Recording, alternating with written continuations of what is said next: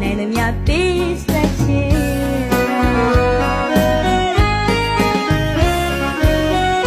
ကိုယ့်ရဲ့ပိုင်ဆိုင်ရာပစ္စည်းဥစ္စာချိန်နဲ့ပညာ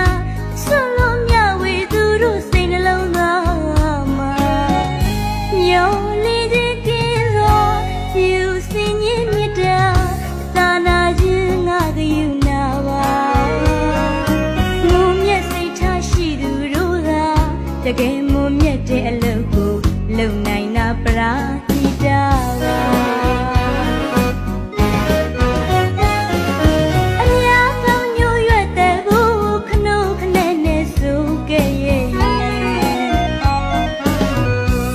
မဖဲမဆောင်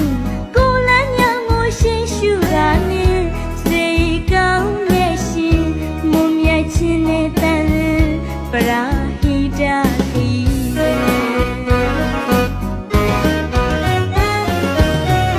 ပါသာသာသနာလူမှုရေးမြမကြံနဲ့လေသာသနာပြုသူသနာဆရာတော်အရှင်ပရာဟိတဥဆောင်ငါပင်တရားတကာညီညွတ်လက်တွဲကြိုးစားထမ်းရွယ်သစ္စာဓမ္မစံရည်မြစ်တာရ